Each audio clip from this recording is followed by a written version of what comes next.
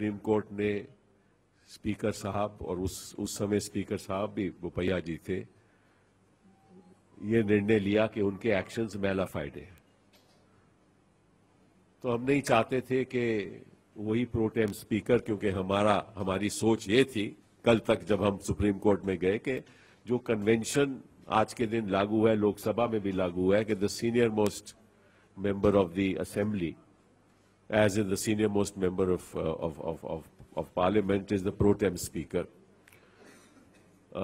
तो जब हमने ये बहस की और सुप्रीम कोर्ट को ये बताया तो सुप्रीम कोर्ट ने कहा हमसे कि अगर आप ये चाहते हैं कि किसी और स्पीकर को वहां बैठाया जाए तो निश्चित रूप से हमें उनको सुनना पड़ेगा, नोटिस देना पड़ेगा, और अगर नोटिस देंगे तो नेचुरली फिर क्या होगा कि सुनवाई पोस्टपोन करनी पड़ेगी।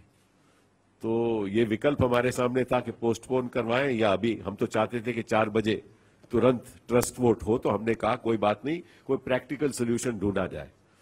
तो इसलिए हम जब बहस कर रहे थे तो इस दौरान में एडिशनल सोलिसिटर जनरल ने कहा कि साहब ऐसा है कि हम ये proceedings videograph local channels live दिखाएंगी, और क्योंकि हमारी मांग तो केवल ये थी कि जो वोटिंग प्रोसेस है, मतदान का जो प्रोसेस है, वो ट्रांसपेरेंट होना चाहिए, पारदर्शी होना चाहिए। तो जब प्रोसीडिंग्स वीडियोग्राफ होंगी और लाइव फीड दिया जाएगा लोकल चैनल्स को और चैनल्स को, तो फिर इसमें कोई हमें आपत्ति नहीं है कि कोई भी वहां बैठा हो, कोई फर्क नहीं पड़ता, क्योंकि हम चाहते हैं कि 4 बजे आज ट्रस्ट वोट पे मतदान हो।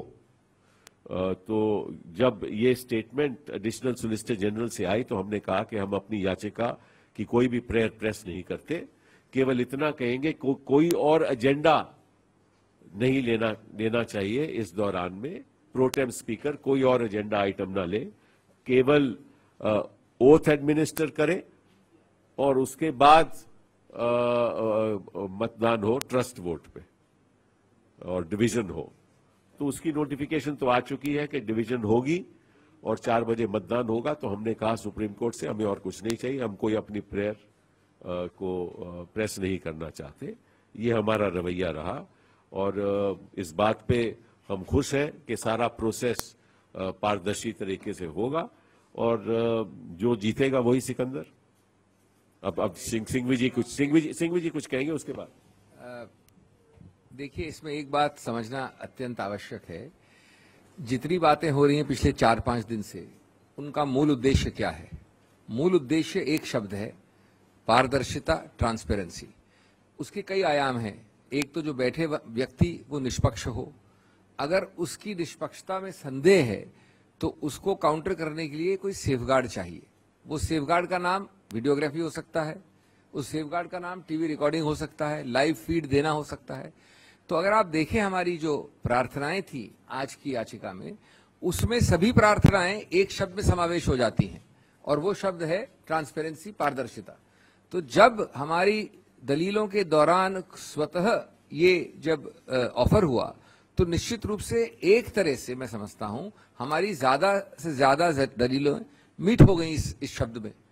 और हमें जब ये उद्देश्य मिल गया तो उसके विरुद्ध जो माननीय न्यायाधीशों ने कहा वो भी हमारी बहुत उत्तम कंसर्न की बात थी और वो ये बात समझ गए थे। कौन चाहता था ट्रस्ट वोट जल्दी? आपको याद है रोहतगी साहब ने कहा 10 दिन, 7 दिन, सोमवार, कम से कम सोमवार के पहले नहीं करें। तो ये उद्देश्य आज भी न्यायाधीशों ने बोला कि साहब आप देख लीजिए, अगर आप चाहते हैं जल्दी या बाद में, जल्दी कौन चाहता है? मेरा मानना है कि जल्दी वो चाहता है जिसको अपने ऊपर विश्वास है जीतने का। तो हम किसी भी पनाह पे आज के 4 बजे वाले ट्रस्ट वोट को विलंब नहीं कर सकते थे, विलंबित नहीं कर सकते थे। उस उद्देश्य से प्लस जो पारदर्शिता का उद्देश्य है, जब वो दोनों में मेल हो गया तो स्वाभाविक है, मैं समझता हूं, और सही है कि हमने बाकी याचिका की कोई भी प्रार्थना को प्रेस नहीं किया। और इसलिए अंत में निर्णय ये हुआ है कि इसका संपूर्ण निर्णय क्या है, उपलब्धि क्या है, इस सब 3 दिन के भागदौड़ के बाद क्या उपलब्धि है। हमने 1.5 दिन में विश्वास मत करवाया है, सीक्रेट बैलेट की जो अनुरोध है उसको निरस्त करवाया है, कोई नीतिगत निर्णय नहीं ले सकते हैं वो। एक दिन के सुल्तान रहे हैं, दूसरे दिन के सुल्तान बिना सल्तनत के रहे हैं वो।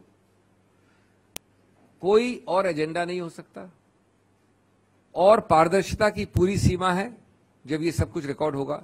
तो इससे ज्यादा मैं समझता हूं उसके बाद तो जीत होनी चाहिए गणतंत्र की जीत होगी। जो भी हारेगा जीतेगा, गणतांत्रिक तरीके से हारना जीतना चाहिए उसे।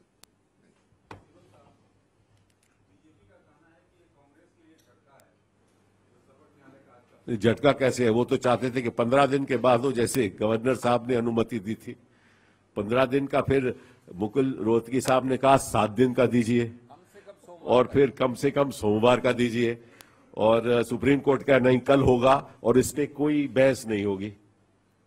तो जीत किसकी है और हार किसकी है? लेकिन हाँ, जब उन्होंने कह दिया वीडियोग्राफी होगी तो फिर प्रोटेम का मतलब ही क्या बदलने का? जब साफ तरीके से कौन कहां वोट कर रहा है, कौन किसके पक्ष में है, वो साफ सारे देश को दिखाया जाएगा तो फिर प्रोटेम का तो मायना नहीं रहता ना। इसलिए हमने प्रेस नहीं किया। लेकिन इस बात का हमें दुख, एक बात का जरूर हमें दुख है। प्रधानमंत्री जी हमेशा कहते हैं ना खाऊंगा ना खाने दूंगा, उनको यह भी कहना चाहिए ना खरीदूंगा ना खरीदने दूंगा। ये उन्होंने आज तक नहीं कहा। यही तो बात कह रहा हूं मैं, ना खरीदूंगा ना खरीदने दूंगा। देखिए 116 तो हमारे पास है, ये तो इलेक्शन कमीशन ने कह दिया, इसमें तो कोई शक नहीं। 100 ठीक है ना, इसमें कोई शक नहीं। अब अगर तोड़ेगा तो कौन तोड़ेगा, इसमें भी कोई शक नहीं। कैसे तोड़ेगा, इसमें भी कोई शक नहीं, इसमें भी कोई शक नहीं। तो शक कहां है? वो जो कहे ना मैं खरीदूंगा न खरीदने दूंगा।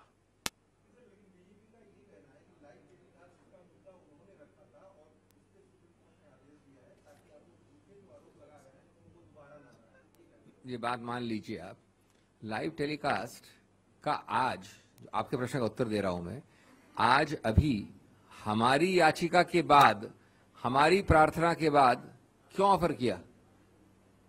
जो आप कह रहे हैं वो ऑफर तो कल कर देना चाहिए था, परसों कर देना चाहिए था। नहीं, एक मिनट आप। Live press conference of Congress where they were briefing what happened in the court today and what they are likely expecting in the outcome today.